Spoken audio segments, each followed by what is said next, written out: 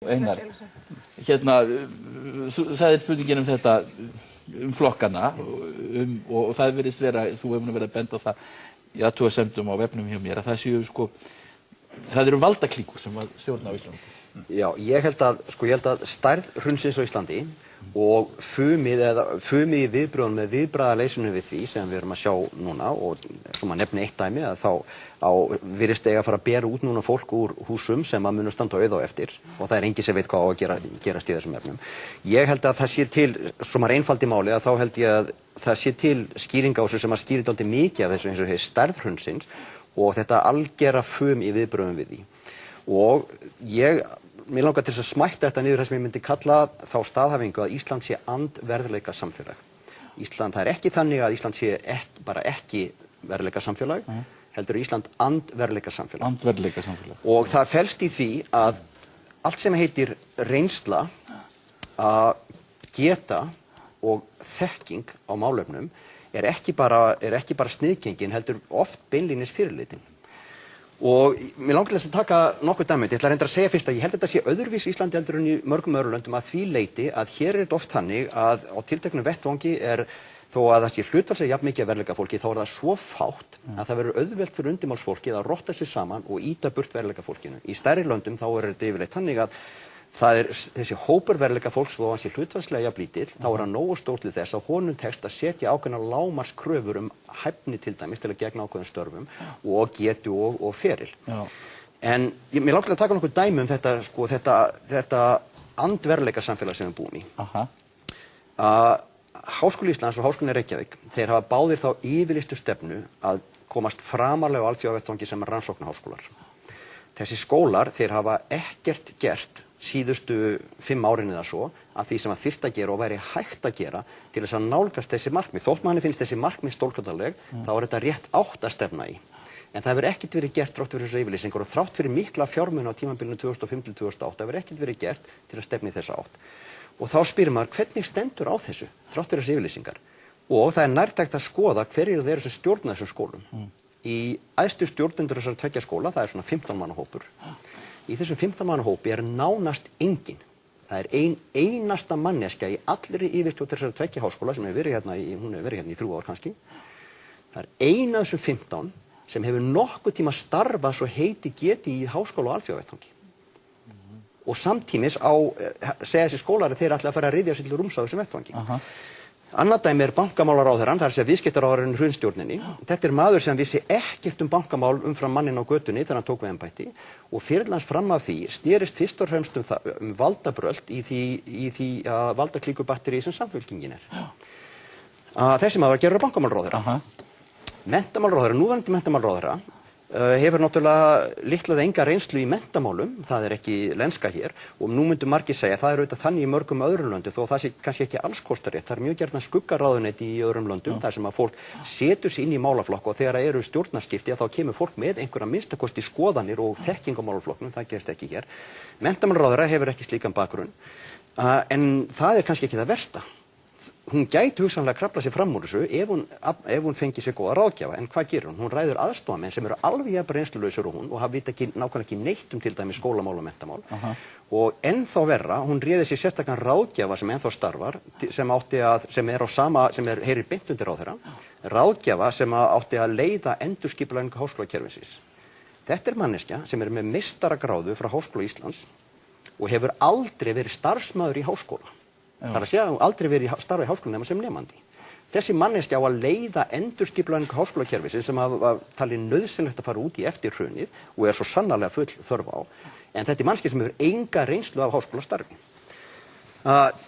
Svo ef við tökum svo stjórnmálaflokkana þá er ástandið eiginlega ennþá verra þar vegna þess að þar er þetta andverðleika samfélag algert.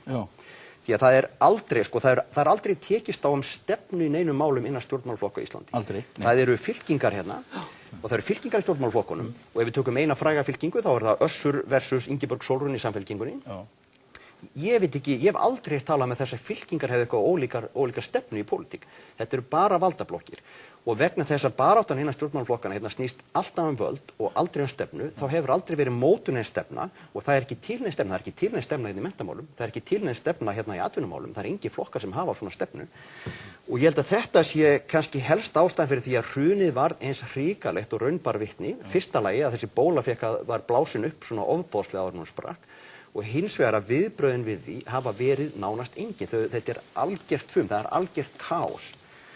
Og það held ég stafi af þessu að það markvisst haldið í burtu verðleika fólki frá stöðum og störfum sem að það þarf í og þó að það ekki þannig að þetta fólk sem situr í þessum klíkum að það hugsi beinlínu svona, ég ætla að halda þessu sem mannest í burtu ef hún getur eitthvað, en þetta orðið andrúmsloft sem að við höldum sjálfur sér og þetta gerist sjálfkrafa þess að fólk hugsa út í það. Allir sem hafa einhverja skoðanir, einhverja getu og sem að gætu gert hlutin og bætt ástandið, að þeim haldið í burtu því þeir eru óþægilegir og það sem gerist að undimálsfólk sem að nær svona völdum í svona klíkum að það versta sem það veit það fólk sem hefur einhverja verðleika og getur gert eitthvað því að það varpar löngum skugga á þetta undimálsfólk. Og þetta ástandi sem við höfum til dæmis á Alþingi Íslendinga. Þetta ástandi á Alþingi Íslendinga svo sannarlega þar sem að Alþingi Íslendinga oft verið líkt við málfundaklúbb í framhaldsskóla. Ég held að mér hafa fundist umræðurnar vera á lægra plani þar heldur en í menntaskóla. Þær eru oft rökrædni og málefnalegri í menntaskólum heldur en á Alþingi en nú Alþingi ekki lengur málfundaklúbbur. Þetta er miklu frekar mýrabolti með engum bolta. Já. Og ég held að við og vona að við séum komin að kaflaskilum í íslenskum stjórnmálum. Svo ég held að ég vona, ég held að þessi mótmæli sem munu byrja á mánudaginn, ég ætla að spá því að þeim muni ekki linna fyrir stjórninni farin frá og ég ætla að vona að stjórnin verði farin frá svona innan 10 daga og ég ætla að vona það sem gerist í kjölfarið á því verði að Ólafur Ragnar Grímsson fatti það að hann eigi núna síðasta séns á að bjarga einhver af æru sinni að hann skipi utanþingsstjórn og ég vonbetur það núna heldur en ég var fyrir ári að það sé hægt að skipa utanþingsstjórn sem geti gert góða hluti eftir að hafa séð rannsóknarnefnd Alþingis og hvernig hún vann. Ég held að það hljóti verið hægt að finna fólk í utanþingsstjórn sem að gæti unnið eins vel og eins miklu metnaði eins og fólki sem að vann í rannsóknarnefnd Alþingis og ég myndi vilja að það skipað utanþingsstjórn sem að tækja þessum vandamálum sem að brýnast að leysa eins og segi, það brjálæði eða á að fara að bera út 100.000 manna úr húsum sem að munu örugglega standa auð á eftir og ég ætla ekki að fara að koma einhverju lausnir á því, það er mjög einfalt að finna lausnir á því og við þurfum ekki að ræða það en að láta sér detta í huga að fara að gera þetta, það að bjóða heim byltingarástand í Íslandi.